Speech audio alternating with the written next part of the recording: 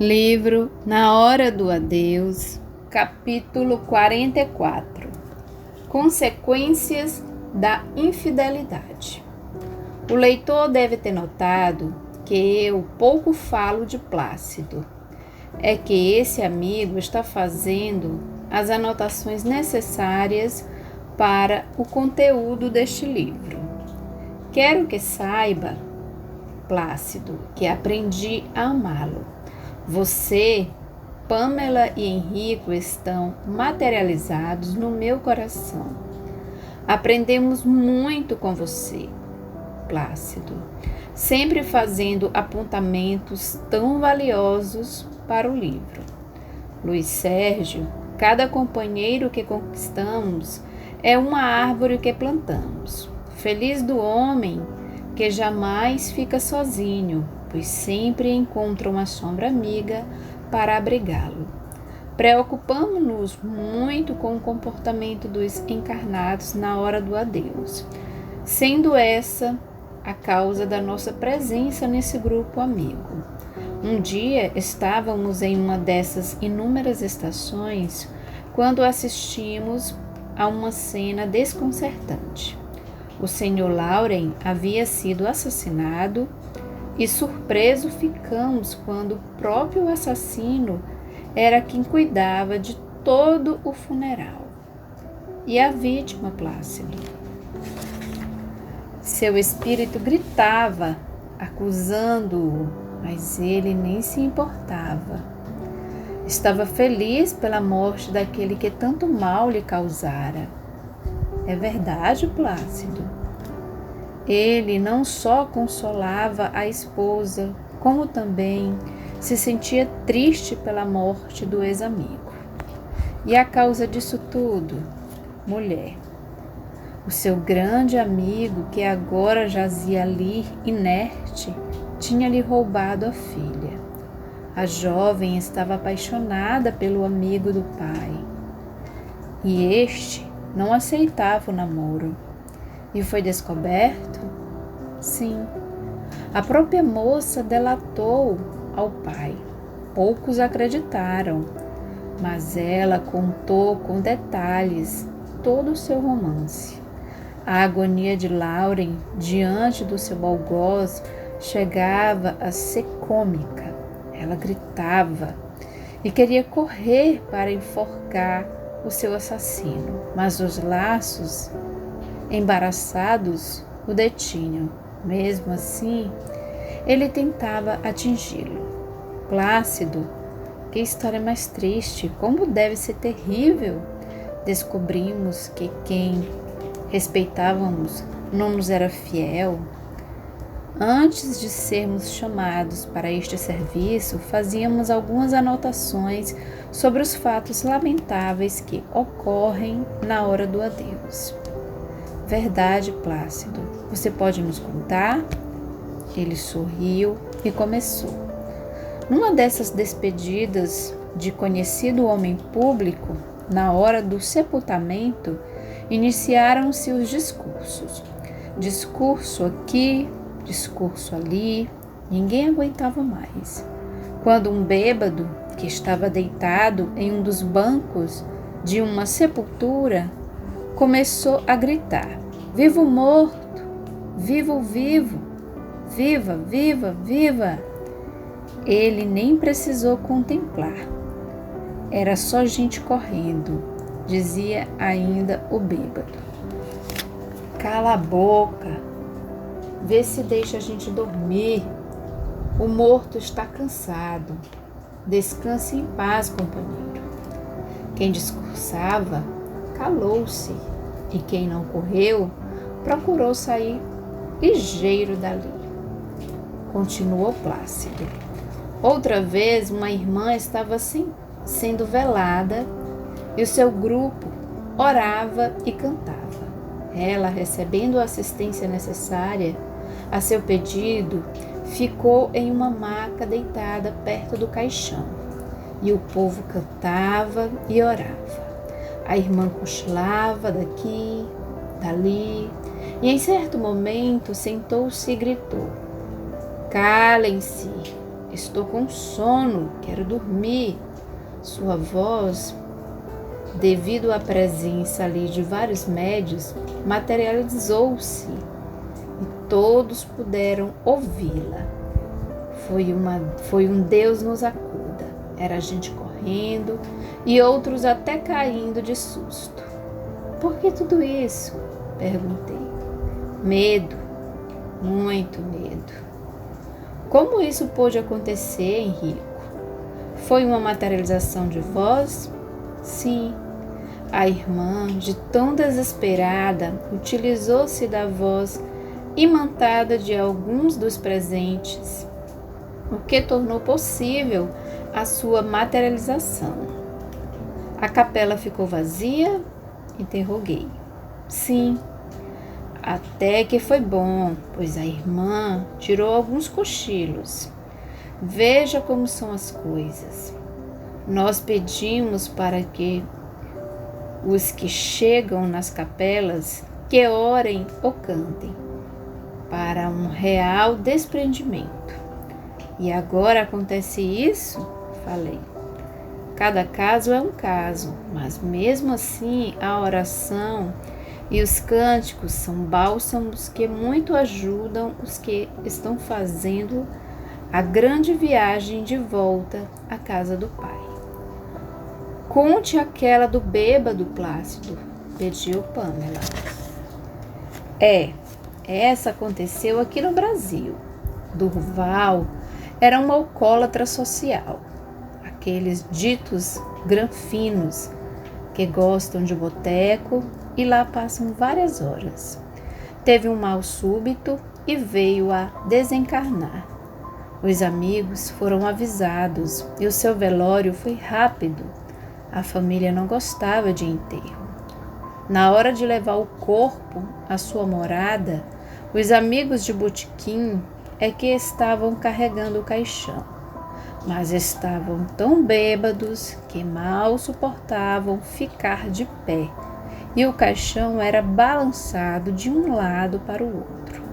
Quando chegaram perto da campa, quiseram colocar no chão o caixão, mas o álcool era tanto que eles caíram junto ao caixão e um deles, meio gordinho, foi parar na cova recém-aberta, que devido à chuva acumulara alguma água.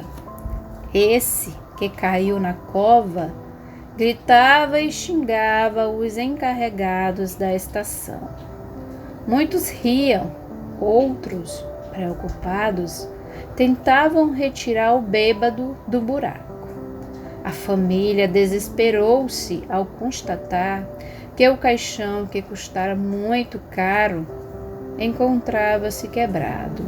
Foi um disse que disse. Uns diziam que Durval desejava levar o seu fiel companheiro, aquele que fez uma visita a uma campa, mesmo ainda no corpo físico. Quando saiu, muito sem graça, o seu terno era barro só. Plácido, tudo isso e ainda mais acontece na estação do adeus.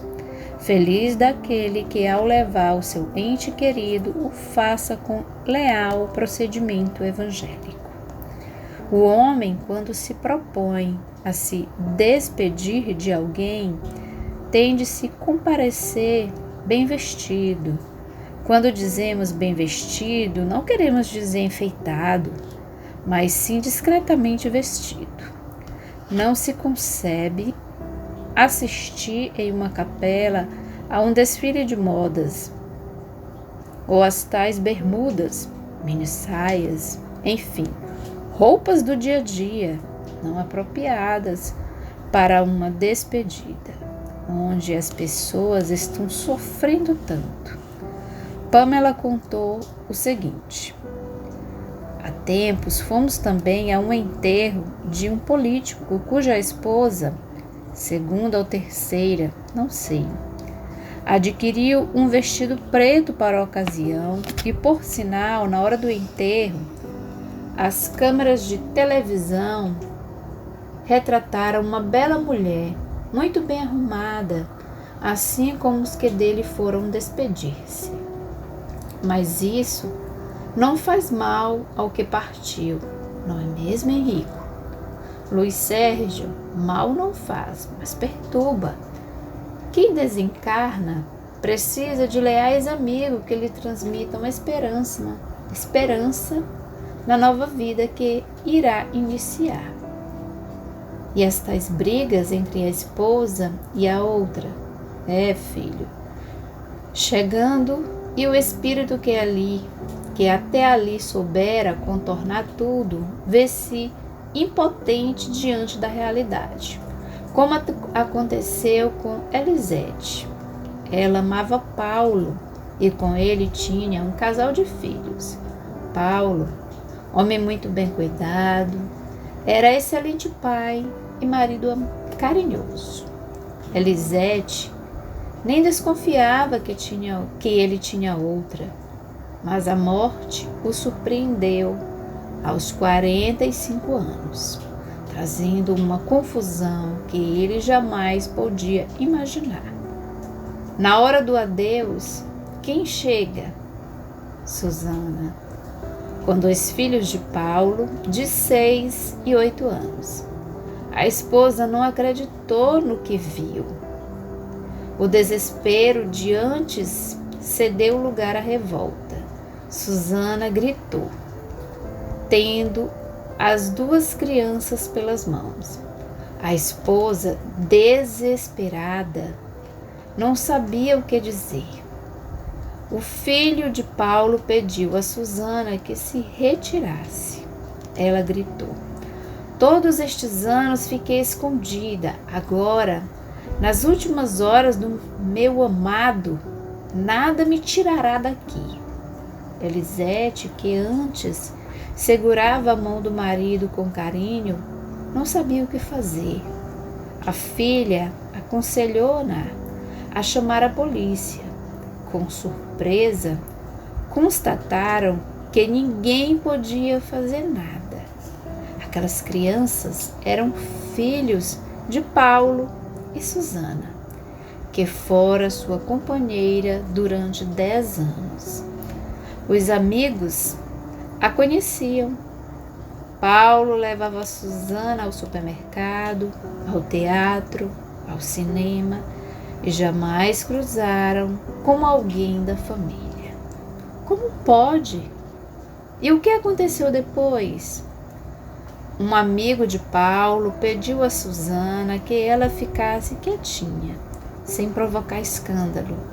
E ela, como dona do morto, não arredou o pé de perto do caixão. Elisete, olhando pela última vez o marido, foi se retirando devagar, e algumas pessoas a acompanharam. Susana, a mulher que durante anos foi a outra, ali assumia o seu relacionamento com Paulo. A filha e o filho de Elisete ali ficaram para manter as aparências. Enquanto isso, Paulo, do outro lado da vida, em desespero, implorava a Susana que não fizesse aquilo com Elisete.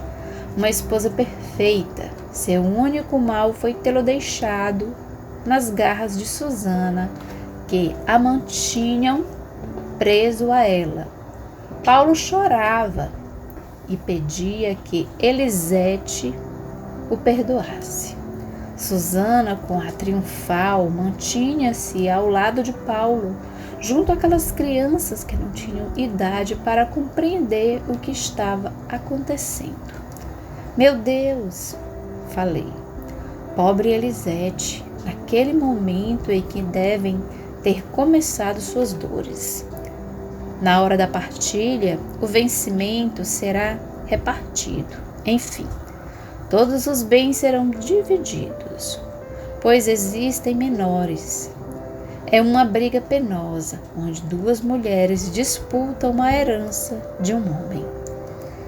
Elisete não teve forças para encarar Susana, deixou Paulo sendo velado por ela. Entretanto, também já assistimos a outro enterro que, quando a outra entrou na capela para velar o corpo junto à esposa sofrida, esta, em uma crise de loucura, jogou sapato, vela, flores, coroa, tudo sobre a outra, que, apavorada, fugiu.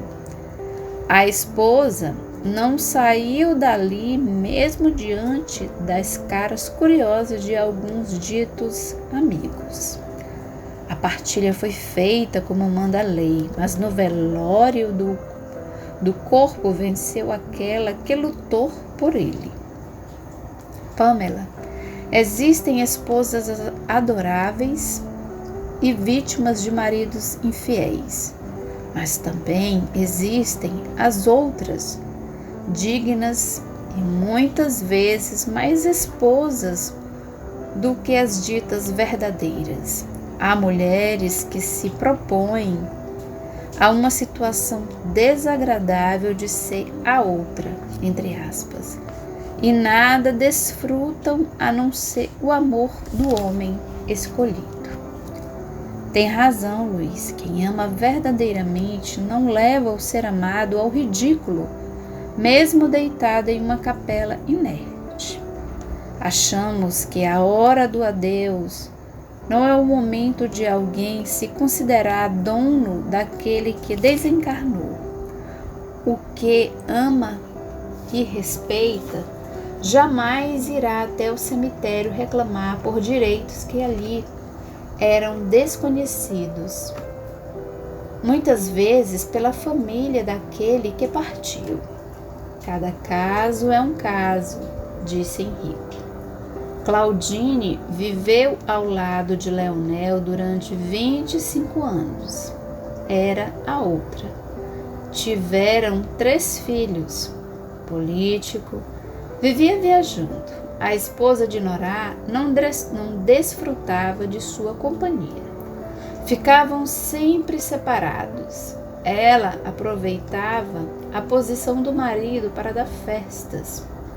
Claudine era para Leonel a esposa que trabalhava, lutava para o seu crescimento político.